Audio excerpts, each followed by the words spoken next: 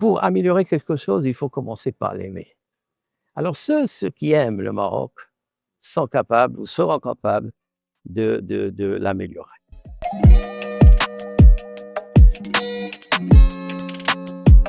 La danse est moins une activité physique qu'une métaphore, selon Nietzsche.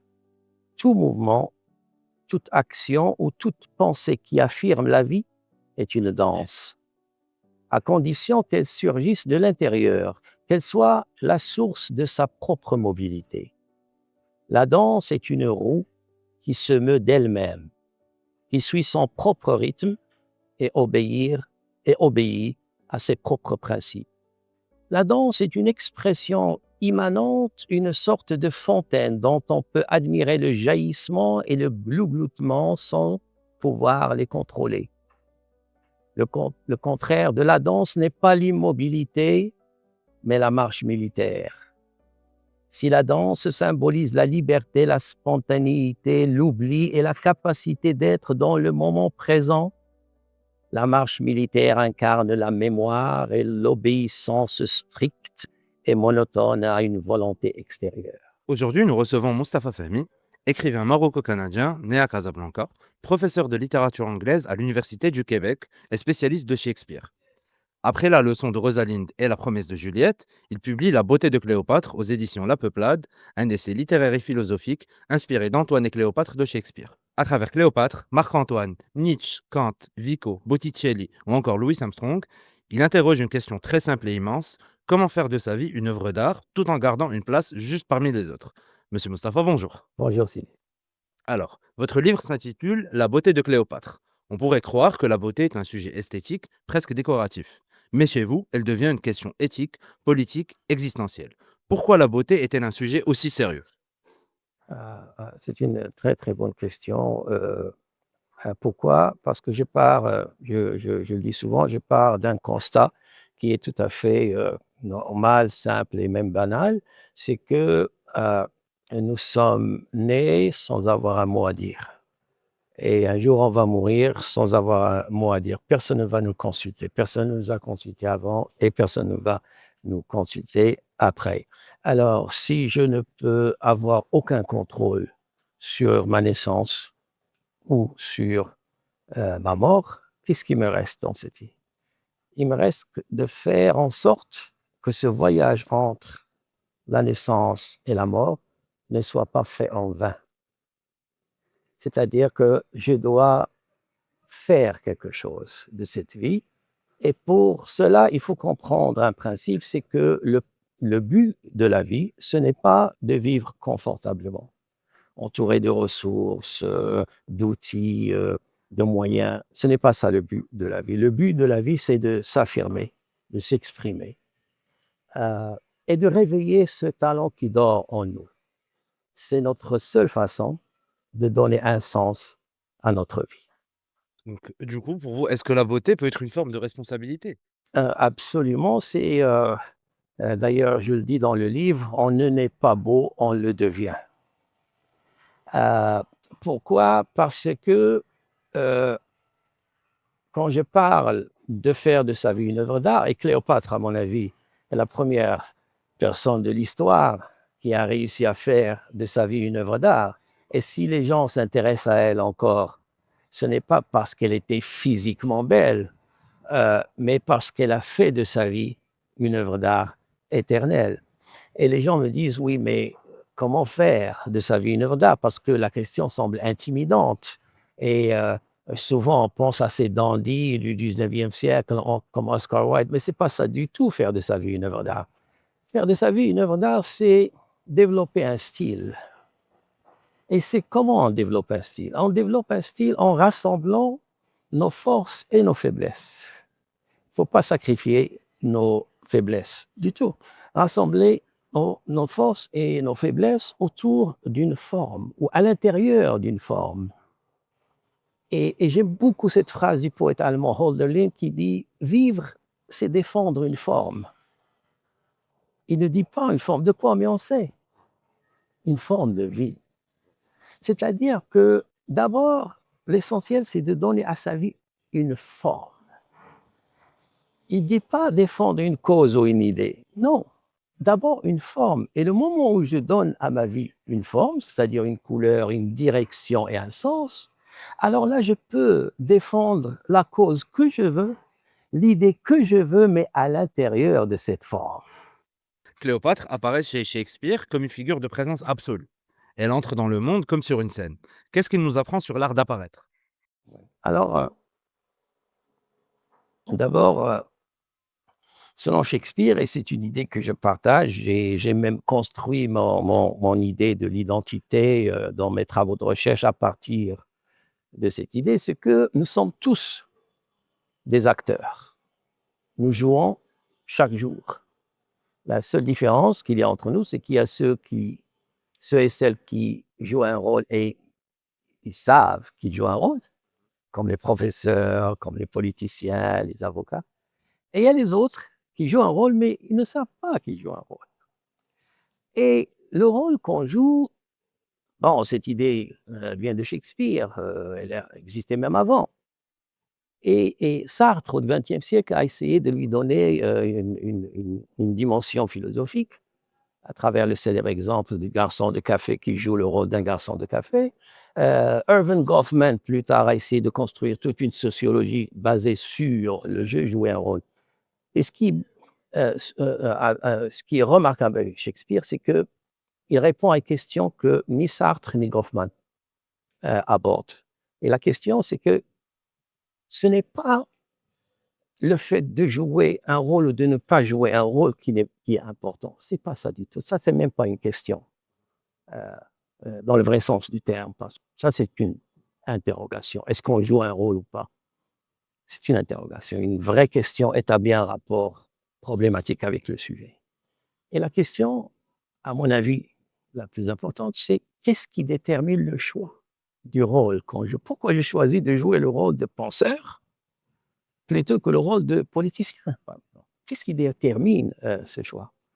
Et selon Shakespeare, ce qui détermine le choix, c'est notre idée du bien ou notre idée d'une vie bonne, une vie heureuse. C'est-à-dire que je choisis toujours le rôle qui correspond à mon idée du bonheur.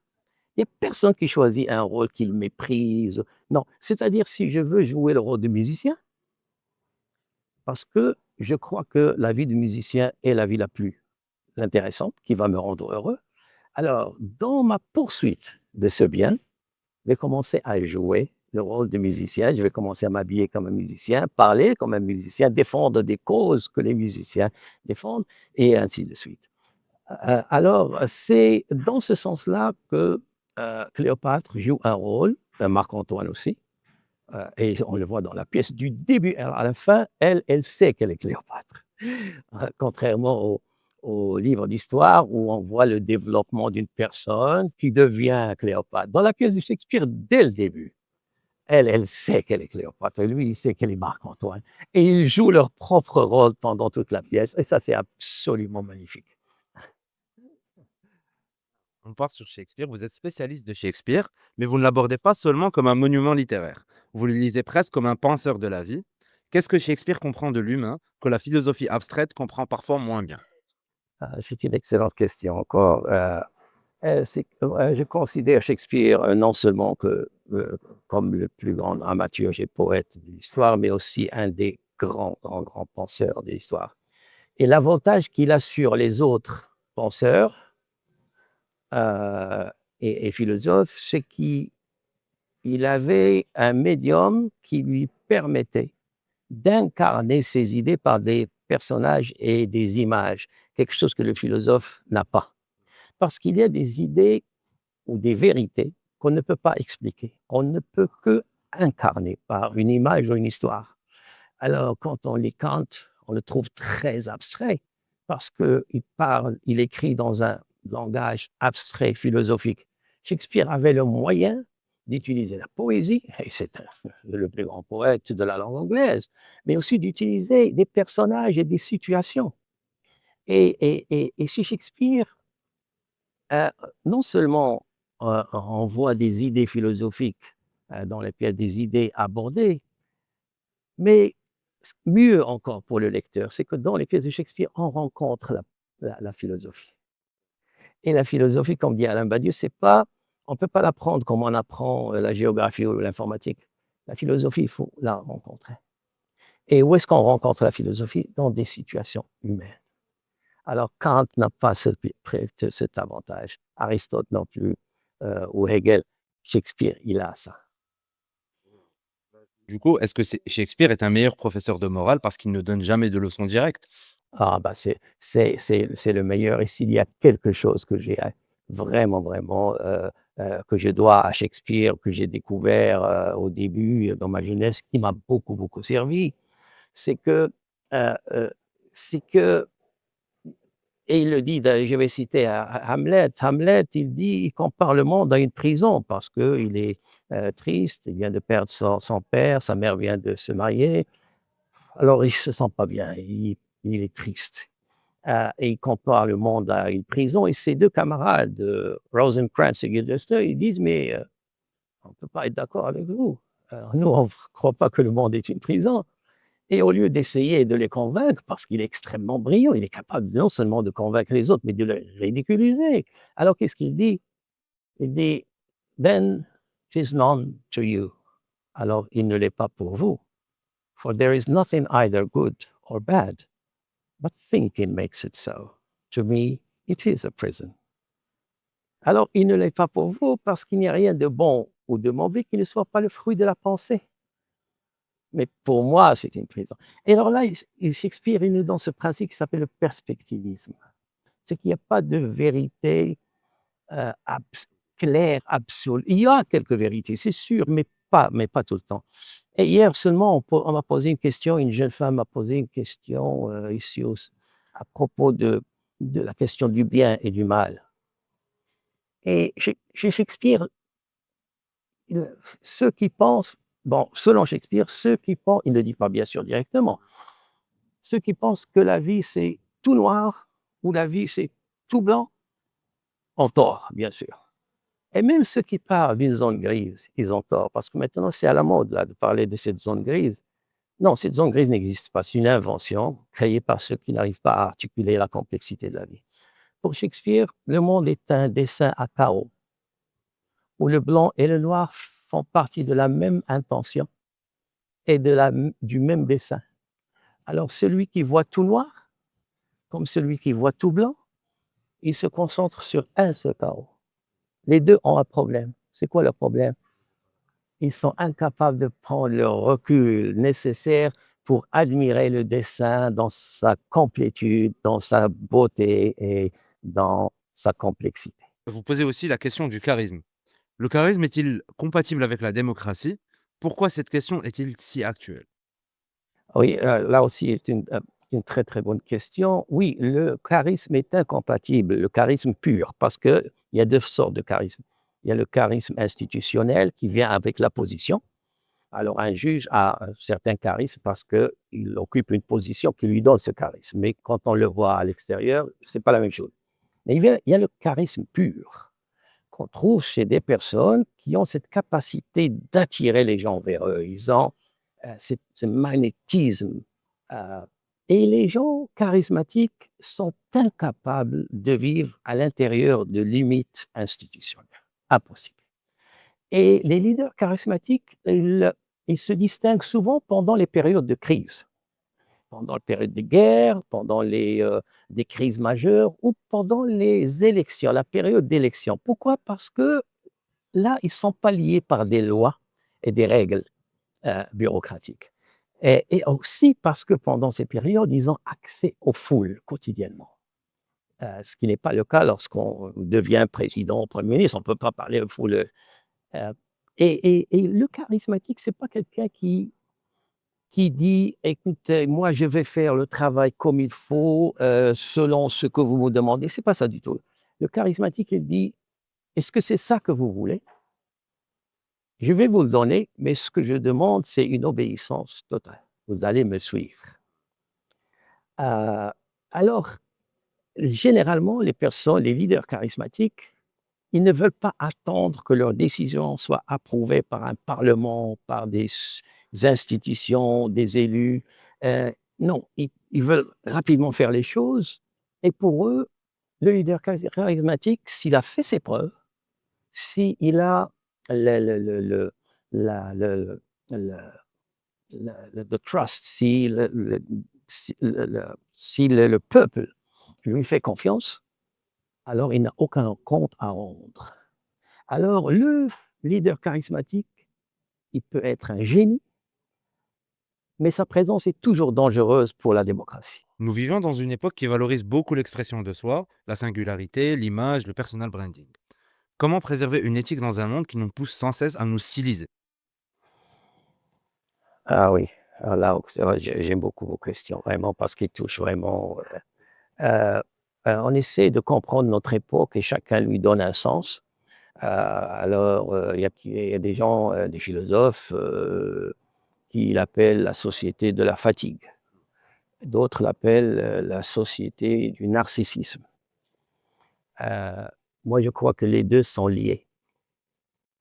Je crois que le narcissisme que la fatigue, la déprime, et on vit ça beaucoup, beaucoup, beaucoup, beaucoup, beaucoup, partout. Les gens sont en dépression, sont en burn-out. Et moi, je crois que la déprime, la fatigue est une pathologie, pas la fatigue normale, mais la dépression, est une pathologie narcissique. C'est-à-dire que quand on pose la question aux gens qui sont en déprime, comment ils se sentent, ils disent tous qu'ils sont incapables de se supporter. Ils deviennent lourds par rapport à eux-mêmes.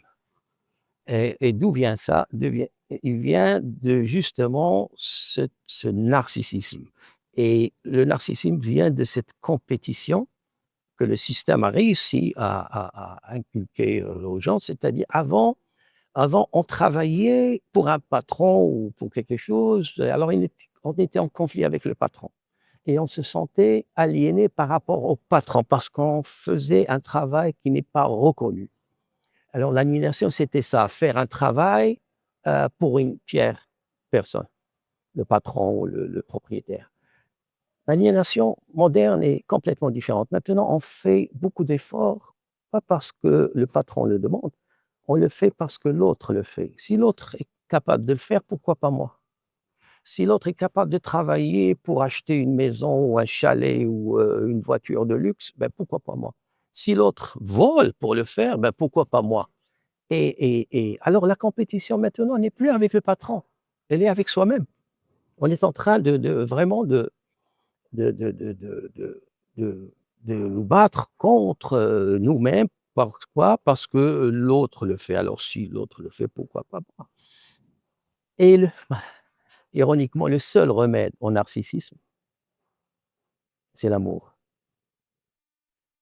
Parce que le narcissisme, c'est se replier vers soi-même, alors que l'amour, c'est quoi? C'est sortir de soi-même, se retrouver dans l'autre.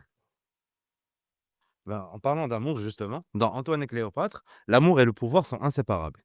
Est-ce que toute politique contient une part de séduction?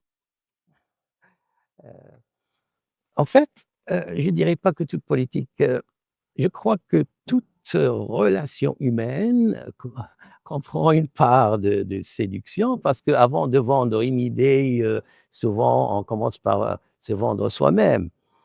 Euh, et pour peut-être mieux répondre à votre question, je ne crois pas que l'on puisse faire quelque chose d'intéressant dans la vie sans aimer. Tout ce qu'on fait de bien, on le fait par amour. Tout ce qui se fait mal se fait par haine ou par manque d'amour. Et je dis souvent, pour les gens qui veulent améliorer la société, par exemple, ils disent, bon, le Maroc, il y a des choses, bon, il y a des choses magnifiques, bien sûr, il y a un développement, il y a plein de choses, mais il y a encore beaucoup, beaucoup de choses à améliorer. Et j'entends des critiques, et je dis souvent, oui, c'est vrai, il y a des choses à améliorer, mais on ne peut pas améliorer quelque chose qu'on n'aime pas. Pour améliorer quelque chose, il faut commencer par l'aimer. Alors ceux qui aiment le Maroc sont capables ou seront capables de l'améliorer. Et ça s'applique à tout, bien sûr, pas seulement. En parlant du Maroc, vous êtes né à Casablanca et vous enseignez au Québec. Est-ce que cette double appartenance a changé votre manière de lire Shakespeare, la beauté, le pouvoir ou même la langue française? En fait, Oui, je suis né au Maroc. Ma première langue est l'arabe. Mon premier livre était un recueil de poésie en arabe. Après ça, j'ai commencé à écrire en anglais pendant 20 ans, je crois que je n'ai écrit qu'en anglais. Et après, bien sûr, récemment, j'ai décidé d'écrire en français.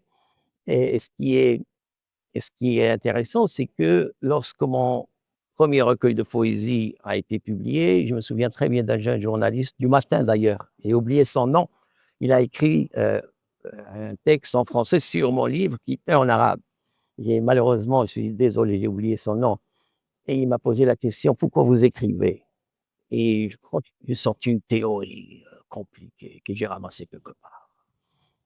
J'étais impressionné par cette théorie, je voulais impressionner les autres. Le genre de théorie qui donne l'impression de vouloir dire quelque chose, mais qui, au fond, ne veulent rien dire. Mais j'étais fier de ma théorie. Plus tard, quand j'ai commencé à écrire en anglais, on m'a posé la même question, et là, j'avais aucune réponse. Je ne savais même pas pourquoi. Je ne savais même pas. Plus tard, quand j'étais nommé vice-président de de mon université, j'ai commencé à faire des voyages à l'extérieur et là, je me suis retrouvé en train de défendre non seulement mon université, mais la culture francophone du Québec, parce que le Québec est une société francophone et la première langue là-bas, la langue officielle, c'est le français. Et là, je me suis dit, mais il y a cette culture française en moi, à l'intérieur de moi. Heu Casablanca, c'est la ville la plus française du Maroc. Cette culture des cafés littéraires à Casablanca et maintenant ailleurs, partout au Maroc, ça vient des Français. Alors, je me suis dit, tiens, il y a une partie en moi que j'avais négligée pendant longtemps et, et là, je vais la revendiquer. Et on m'a posé la question dernièrement, pourquoi vous écrivez? Et là, pour la première fois de ma vie, j'ai eu une réponse. J'ai dit, j'écris pour appartenir. Quand j'ai commencé à écrire en arabe, je voulais appartenir au cercle littéraire marocain. Pourquoi? Pour établir un dialogue avec ce. D'ailleurs, mon premier livre a un titre très, très prétentieux, Akhir al-Anadi, le dernier des rossignols, parce que je croyais que les poètes à l'époque ont cessé de chanter, ils ont commencé à être trop politiques. Alors, je voulais rentrer en dialogue avec eux en disant non, non, voici, moi, je viens, et je commence à écrire maintenant, et au milieu de ça, j'écris des poèmes d'amour et des poèmes de la nature. Plus tard, j'ai voulu m'établir en tant que shakespearien sur la scène internationale, alors j'ai commencé à écrire qu'en anglais, et là, j'ai développé ce sentiment d'appartenance à la culture francophone et j'ai commencé à écrire en français. Alors, il n'y a pas de mystère, il n'y a rien d'extraordinaire, de complexe. J'écris pour appartenir et pour établir un dialogue avec la communauté. Merci beaucoup, monsieur Mustapha. C'était vraiment incroyable de partager ce moment avec Merci. vous. Merci. Merci beaucoup. Une chorégraphie apprise et exécutée à la perfection, aussi belle ou impressionnante soit-elle, n'est pas une danse. Une épreuve de gymnastique non plus. Une danse ne s'exécute pas. Elle fait irruption dans le temps et l'espace. On peut danser de plusieurs manières, avec le corps aussi bien qu'avec l'esprit. On peut danser avec les idées, les émotions, les mots et les couleurs. Les nuits bleues de Van Gogh, les aphorismes d'Oscar Wilde, les arabesques de Matisse, les quatrains d'Omar Khayyam et les vibrations dans la voix de Billie Holiday sont tous des expressions d'un esprit qui danse.